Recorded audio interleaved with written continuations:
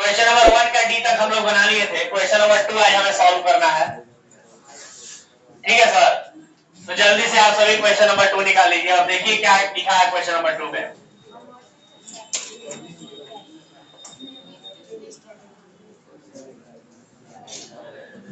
तो question number 2 सभी लोग निकाल लिए और क्वेश्चन नंबर 2 जैसे ही हम लोग पढ़ते हैं तो पाते हैं कि सबसे पहला ही जो ट्रांजैक्शन लिखा हुआ है क्वेश्चन नंबर 2 में वो क्या है, जरा गौर से देखो सभी लोग। Question number 2, generalized the following transaction, यानी दिए गए लेन देनों का जर्नल बनाना है यानी लेखा करना है। तो पहला ही ट्रांजैक्शन लिखा हुआ है, ए मर्चेंट स्टार्टेड बिजनेस विद 10,000 रुपए। अप्रैल 2 को लिखा हुआ है, एक व्यापारी ने व्यापार प्रारंभ किया।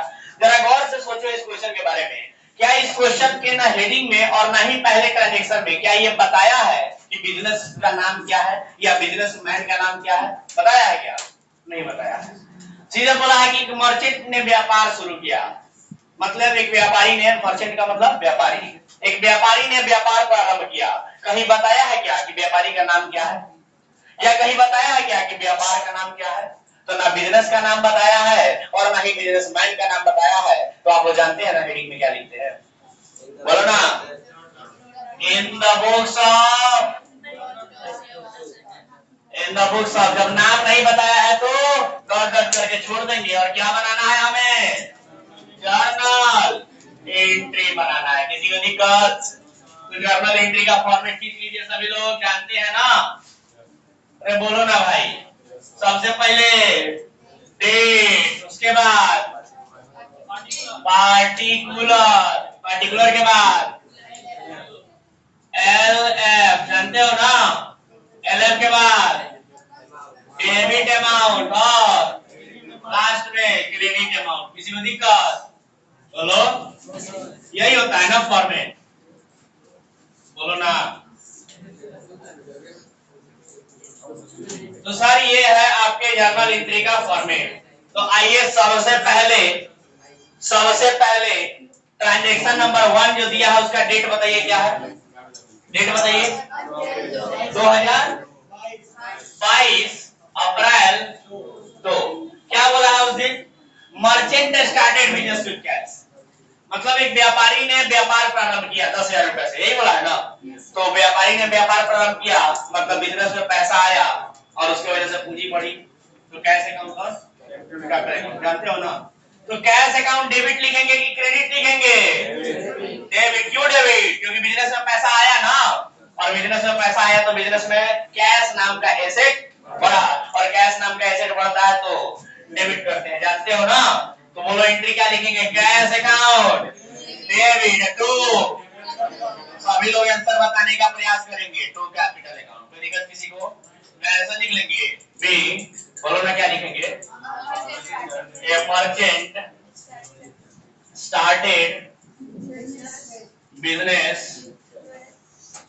With cash. किसी को दिक्कत?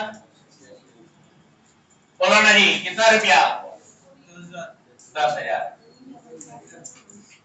कोई दिक्कत किसी को? चलो अब 2 तारीख के बाद बताओगे अगला ट्रांजेक्शन। अप्रैल 2 को फिर से बोलो क्या हुआ है? Deposited into bank. फिर से 2 तारीख को कह रहा है डिपॉजिटेड इनटू बैंक, तो 2 तारीख को लिख देंगे डेट। डिपॉजिटेड इनटू बैंक का मतलब बैंक में जमा किया, और बैंक में जमा करेंगे तो बैंक बैलेंस बढ़ेगा ना? बोलो ना, बैंक में जमा करेंगे तो बैंक बैलेंस बढ़ेगा और हमारे पास से पैसा जाएगा। बैंक में पैसा जमा करेंगे तो बैंक बैलेंस बढ़ेगा और हमारे पास से पैसा जाएगा। तो बैंक बैलेंस बढ़ा तो बैंक संपत्ति है ना, एसेट है ना? बैंक बैलेंस बढ़ा तो बताओ संपत्ति बढ़ा तो डेबिट की क्रेडिट? बोलो ना भाई, मॉडर्न अप्रोच जानते हो ना? सभी लोग मॉडर्न अप्रोच से तो परिचित है ना? मॉडर्न अप्रोच से बना सकते हो तो बनाओ, नहीं बना सकते हो तो ट्रेडिशनल अप्रोच से बनाओ। तरीका चाहे कोई भी हो, फर्क नहीं पड़ता है। क्या बोलता है ये बताओ तुम?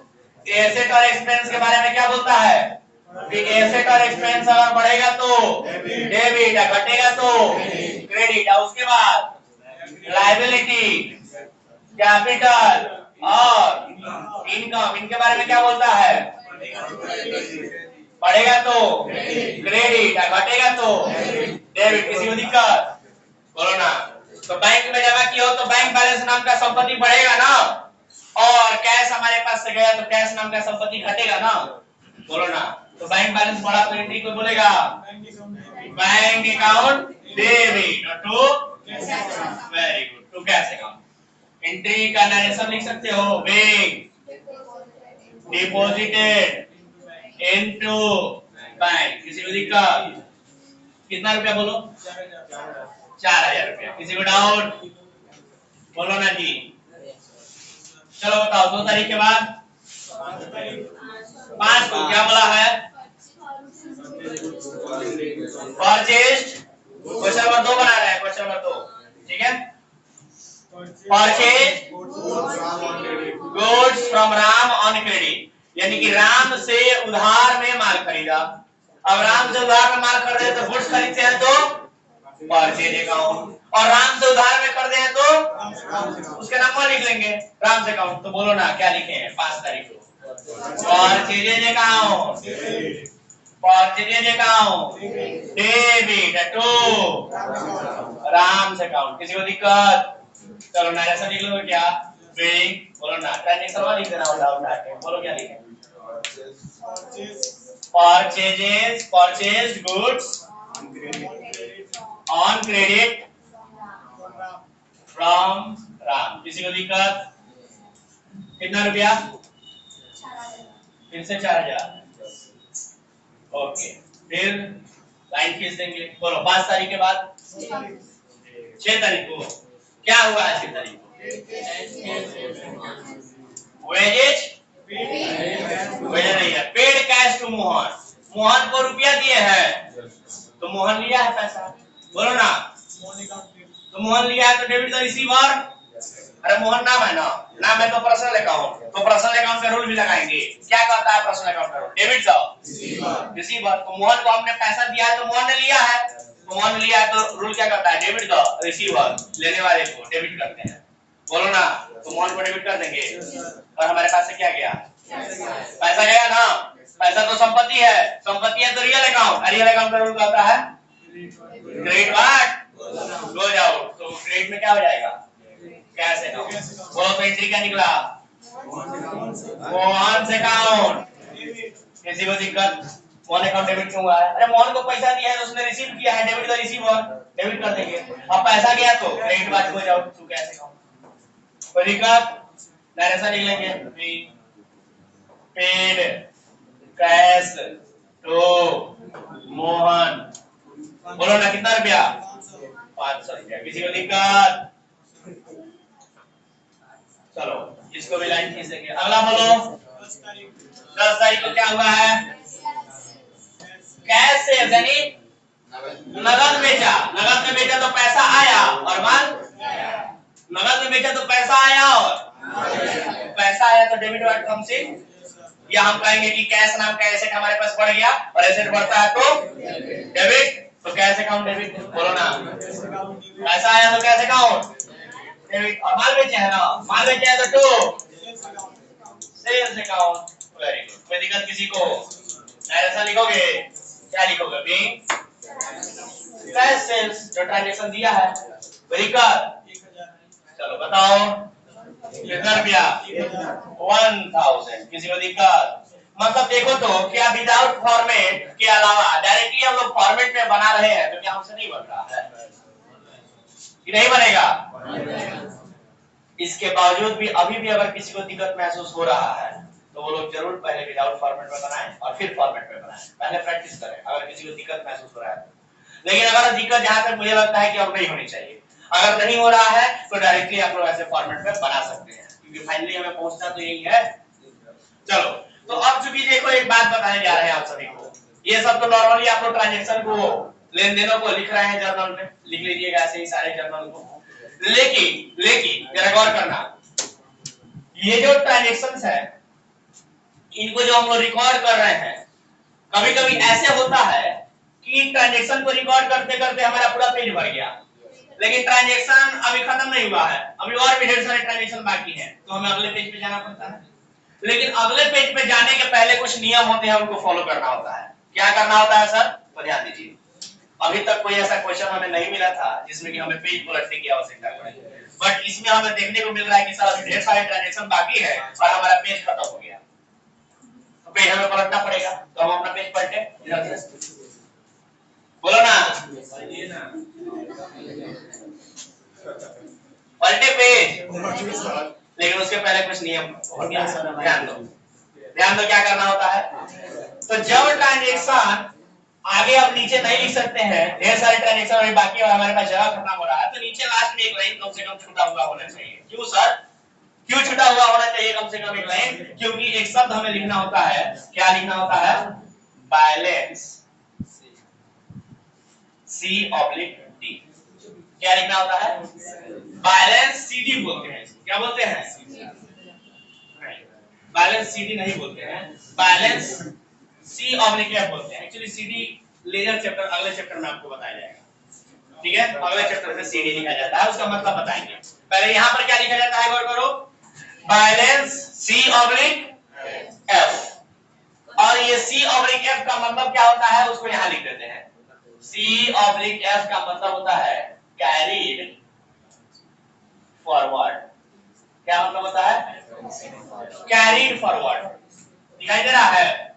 नहीं दिखाई दे रहा हो तो फिर से यहाँ लिख देते हैं, जरा देखो, कैरीड फॉरवर्ड। C/F का मतलब होता है कैरीड फॉरवर्ड। मतलब क्या हुआ सर इसका? हिंदी अर्थ क्या हुआ कि यहाँ पर जो भी अमाउंट हम लोग लिखे हैं डेबिट साइड में और जो भी क्रेडिट साइड में लिखे हैं, इनको टोटल जोड़ के हमें यहाँ पर लिख दे रहा है। टोटल अमाउंट में जोड़ के यहाँ पर हमें लिख दे रहा है। यस, इतना ही का, क्योंकि अब हमें अगले पेज में जाना है ना, तो अब अगले पेज का हिसाब अलग से करेंगे। इस पेज का टोटल जोड़ के हमें यहाँ पर नीचे लिख देना है। तो कोई जोड़ सकता है क्या? कोई जोड़ सकता है टोटल? कोई जोड़ सकता है तो जोड़ देते से कितना है? जोड़ लिए 10 4 14 4 18 और 19 5 आसान। कितना आया ये? 19,500। 19,500। किसी को दिक्कत? दोनों तरफ से नहीं आएगा क्या? यस, नहीं आएगा, क्योंकि हर जगह अमाउंट इक्वल इक्वल लिखे हैं, तो दोनों तरफ से नहीं आएगा ना। समझिए बात? तो एक तरफ जोड़ देते दूसरी तरफ आराम से लिख सकते हो जर्नल, यहाँ पर कोई दिक्कत नहीं। समझ गए? तो टोटल जोड़ के यहाँ लिख देना है कैरी फॉरवर्ड के नाम से, लेकिन नीचे डबल अंडरलाइन नहीं लिखना है, क्योंकि फाइनली अभी टोटल थोड़ी किए हैं हम लोग। फाइनली टोटल किया है क्या? अभी ढेर सारे ट्रांजैक्शन अभी और भी बाकी है। तो कहने का मतलब ये है कि जिस पेज पे हम लोग हैं उस पेज का काम खत्म हो गया, अब अगले पेज पे हम लोग जाएंगे। समझिए बात? तो वो जब भी आप लोग का ऐसा सिचुएशन है कि पेज पलटने की आवश्यकता पड़े, तब ये काम आप लोग वहां कीजिएगा। समझ गए? तो कैरी फॉरवर्ड कर दिए, अब अगले पेज में आएंगे। अगले पेज पे, तो अब अगले पेज पे फिर से फॉर्मेट बोलना। तो मेरा अगला पेज क्या है? इसी को मिटा के दोबारा लिखेंगे, आगे पढ़ते हम इसको। ठीक है, कह रहे हो हमारा थोड़ी कुछ जा रहा है। चलो, तो किसी को लिखना है तो जल्दी लिखो, जल्दी से लिखिए सभी लोग, और फिर हम पेज पलट के आगे बढ़ते हैं।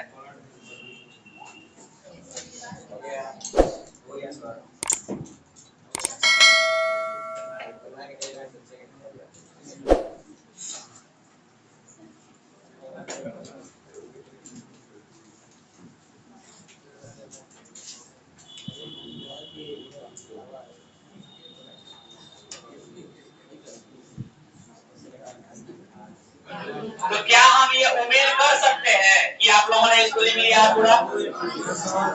हेलो, तो अगर ऐसी बात है तो एक काम करते हैं, आगे बढ़ते हैं। बोलो जी सर।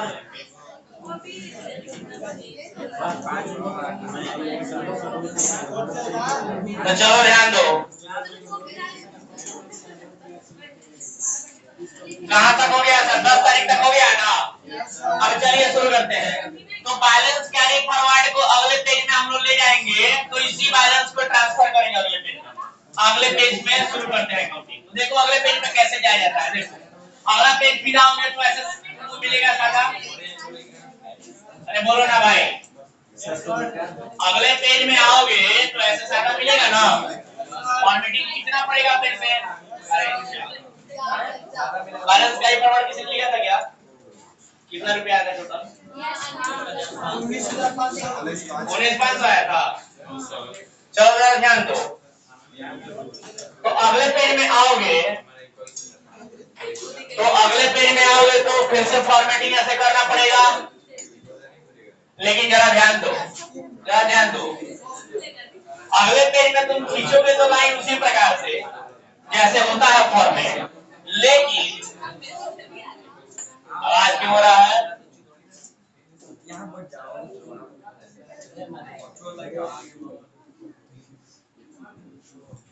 अगले पेज में फॉर्मेटिंग को हम लोग उसी प्रकार से खींचेंगे, लेकिन फिर से date particular LF debit amount credit amount ऐसे नहीं लिखा जाएगा, बल्कि क्या किया जाएगा सर? अगले पेज में फिर से हेडिंग देने की जरूरत नहीं होती है। तो अगले पेज में क्या होता है, तो यहाँ पर लिखते हैं हम लोग, क्या लिखते हैं सर? ध्यान दीजिए सभी लोग। जो पिछले पेज में आप लोगों ने बैलेंस कैरी फॉरवर्ड लिखा था ना, balance C of the F, उसी को अगले पेज में आकर के बैलेंस ब्रॉड फॉरवर्ड लिखना होता है। क्या लिखना होता है? बी ऑब्लिक एफ का फुल फॉर्म होता है ब्रॉड, BROUGHT, ब्रॉड फॉरवर्ड। समझ गए बात? तो ब्रॉड फॉरवर्ड करना होता है, और जितना रुपया आप लोगों ने कैरी फॉरवर्ड में नीचे लिखा था पिछले पेज में, उसी रुपया को उठा के यहाँ पर लिख देना होता है। कितना रुपया था? 19,500। समझ गए बात? बस इतना ही काम करना होता है हेडिंग के रूप में, और उसके बाद हम लोग अगला ट्रांजैक्शन शुरू कर देते हैं। तो अगला ट्रांजैक्शन बोलिए कहां तक हो गया था? 10 तक हुआ था। 10 के बाद बोलिए 15 को क्या हुआ है? 15 को बताइए क्या हुआ है? Good sold to Sohan. तो कोई एंट्री बता सकता है? सोहन को माल बेचा है, बोलो ना। सोहन को माल बेचा तो सोहन डेबिट का रिसीवर हो जाएगा। सोहन अकाउंट डेबिट टू माल बेचे है तो सेल्स अकाउंट, बोलो ना। नरेशन लिख सकते हो क्या? Bank good sold to Sohan. अरे देखो हम डाइजेस्ट करके छोड़ कर आए क्योंकि जल्दी जल्दी आगे बढ़ना है, लेकिन आप लोग पूरा पूरा लिखेंगे। Bank good sold to Sohan. अरे बोलो ना, किसी को कोई डाउट है क्या? चलो बताओ कितना रुपया? 2000 लिख दे डेबिट में या क्रेडिट में। चलो अगला ट्रांजैक्शन बताओ। 15 के बाद 20 को क्या हुआ है? Receive cash from Ganesh. Ganesh से पैसा मिला है, तो गणेश से पैसा मिला है तो पैसा आया, बोलो यहाँ पे कैश अकाउंट डेबिट टू, बोलो Ganesh account. Cash account debit to Ganesh account. Narration बताओगे? Bank cash receive from Ganesh. लिख दोगे? बोलो ना। चलो 9 खींच दिया जाएगा। अमाउंट बोलो कितना? 6,000 रुपए। अगला ट्रांजैक्शन बोलो। Purchase goods for cash. नगद में माल खरीदा। जर्नल एंट्री बोलो, नगद में माल खरीदा। कितने तारीख को? 25 को नगद में माल खरीदा है। क्या लिखेंगे? माल खरीदे हैं तो purchase account debit to cash account. किसी को दिक्कत? नगद में खरीदे हैं ना तो कैश गया तो क्रेडिट। किसी को दिक्कत? बैंक करके नरेशन लिख देंगे। Bank purchase goods for cash. बोलो ना कितना रुपया खरीदे हैं? तो 2000 रुपया लिख लेंगे। कोई डाउट किसी को? बोलो। चलो 25 तारीख के बाद बताओ। 25 के बाद 30 तारीख को बोलो क्या है? विड्रॉ कैश फ्रॉम बैंक, यानी बैंक से कैश निकाला है तो कैश आएगा, तो कैश अकाउंट डेबिट। अब बैंक से निकाले हैं तो बैंक बैलेंस कम होगा, तो बैंक बैलेंस कम होगा तो बैंक तो एसेट है सर। बैंक बैलेंस कम होगा तो एसेट कम होता है तो क्रेडिट। तो एंट्री बोलो ना क्या हुआ?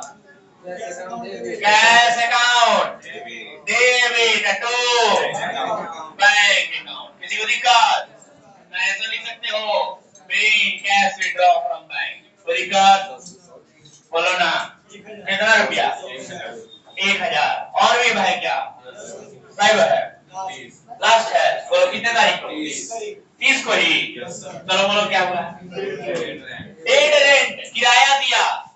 बता सकते हो? किराया दिया बता सकते हो? किराया खर्चा है ना, खर्चा है तो बोलो। तो एक्सपेंस क्या लिखे? डेबिट लिखे, नहीं डेबिट लिखेंगे क्योंकि खर्चा बढ़ता है तो डेबिट होता है। या कहो तो ट्रेडिशनल अप्रोच भी जानते हो, रेंट एक्सपेंस है और एक्सपेंस नॉमिनल अकाउंट होता है, नॉमिनल अकाउंट में एक्सपेंस को डेबिट और एक्सपेंस डेबिट करते हैं। बोलो ना, कोई दिक्कत नहीं? बोल रहे हैं पीछे वाले लोग। अगर रेंट पेड किए हैं तो जर्नल एंट्री क्या होगा? रेंट खर्चा है ना, खर्चा को डेबिट करते हैं तो rent account, rent account debit. Rent paid किया है, पेड माने पैसा दे दिया है तो पैसा गया ना हमारे पास से तो क्रेडिट कार्ड हो जाओ, पैसा गया तो क्रेडिट कर दिया, बेइंग रेंट पेड। कोई दिक्कत? अरे बोलो ना भाई, खत्म हो गया क्या? अब और नहीं है? अब जब नहीं है तो खत्म। तो जब खत्म होता है तो लास्ट में क्या करते हैं? लास्ट में लिखते हैं टोटल। लेकिन अब जरा ध्यान से सुनो, अब चूंकि तुम पेज चेंज करके दूसरे पेज में आए हो ना, तो दूसरे पेज में केवल टोटल नहीं लिखा जाता है बल्कि लिखा जाता है ग्रैंड टोटल। आप लोगों ने किसी किसी पर्ची पे देखा होगा, कभी सामान खरीदते होंगे मॉल वगैरह से, तो उस पे नीचे लिखा रहता है ग्रैंड टोटल, केवल टोटल नहीं लिखा रहता है। समझ रहे बात? तो ग्रैंड टोटल लिखा जाएगा और यहाँ पर क्या किया जाएगा? ये टोटल अमाउंट जोड़ के यहाँ लिख दिया जाएगा। अच्छा रुपया कितना था यहाँ पे? 100 रुपया। ये टोटल अमाउंट जोड़ के ऊपर वाला भी जो पिछले पेज से आया है, अब देखो पिछले पेज वाला जोड़ने की आवश्यकता नहीं है। क्यों? क्योंकि पिछले पेज का टोटल जोड़ के उठा के लाके यहाँ रख दिए हो इस पेज में, तो पिछले पेज में जाने की जरूरत है क्या? समझे बात हम क्या बोले? फिर से सुनो, पिछले पेज में अब जाने की आवश्यकता नहीं है अमाउंट जोड़ने के लिए। क्यों? क्योंकि पिछले पेज का टोटल जोड़ के लाके यहाँ इस पेज में ऊपर रख दिए हो, तो फिर पिछले पेज में क्यों जाओगे जोड़ने? जाओगे क्या? नहीं जाओ, सिंपल सी बात। तो केवल इसी पेज में का अमाउंट जोड़ोगे और प्लस ऊपर वाला जो लिखा है उसको भी जोड़ोगे। जोड़ो टोटल कितना आया? और जोर से बोलो। एक तो यहाँ सामने बैठी फिर भी बोल रही है तो सुनाई नहीं दे रहा। जोर से बोलो। 30,000, 600, 30,000। ये जोड़ के बता रहे हो कि आंसर देखो, जोड़ के आंसर मैच कर रहा है। बहुत बढ़िया, सही से बनाया हम लोग। तो समझ में आया? आज दो चीज नया सीखे हो, बैलेंस कैरी फॉरवर्ड कहाँ और कैसे लिखना है, और बैलेंस ब्रॉड फॉरवर्ड कैसे और कहाँ लिखना है। समझ गए? बाकी तो देखो बात। चलो खत्म करो इसको। नहीं लिखने की आवश्यकता नहीं, क्योंकि ऐसा माना जाता है कि पिछले ही पेज का फॉर्मेट जो है वो इस पेज में कंटिन्यू किया गया है। पिछले पेज में तो हेडिंग वगैरह बनाए थे ना, तो इस पेज में फिर हेडिंग बनाने की आवश्यकता नहीं। ठीक है, जल्दी करो, आवाज नहीं करो, जल्दी बना के खत्म करो। और जो लोग बना के लाए थे पहले से क्वेश्चन नंबर 2 क्या मैच कर रहा है? गलत तो नहीं हुआ है? सारे एंट्री सही है। Very good. देखिए हमेशा आप सभी से यही कहते हैं कि जो लोग बना के ला सकते हैं वो जरूर बना के लाएं। फिर भी क्लास में आए, ये नहीं कि बन गया तो घरे बैठे, बिल्कुल भी नहीं। बना के लाए, रोज का रोज क्वेश्चन अगर आगे बना सकते हैं तो बिल्कुल बनाएं। लेकिन क्लास आए, क्लास आने से सर आपको बहुत कुछ सीखने और पता चलता है, क्योंकि आप लोग क्लास सोचिए आए तो बैलेंस कैरी फॉरवर्ड बोला, बैलेंस ब्रॉड फॉरवर्ड पता चला ना, नया कुछ पता चला ना। तो यही चीज है, क्लास आना चाहिए, जरूर कुछ ना कुछ नया मिलेगा। ठीक है, चलो जल्दी से लिखो। ठीक है, तो बैलेंस C/F का मतलब बैलेंस कैरी फॉरवर्ड, अब बैलेंस B/F का मतलब balance brought forward. Carry forward में क्या किया जाता है? तो पिछले पेज का टोटल जोड़ के नीचे लिखा जाता है, और बैलेंस ब्रॉड फॉरवर्ड में क्या होता है कि पिछले पेज का टोटल जोड़ा हुआ जो नीचे है उसको उठा के अगले पेज के ऊपर में लिखा जाता है। समझ गए बात? कैरी फॉरवर्ड और ब्रॉड फॉरवर्ड का यूज। चलो जल्दी से खत्म करो।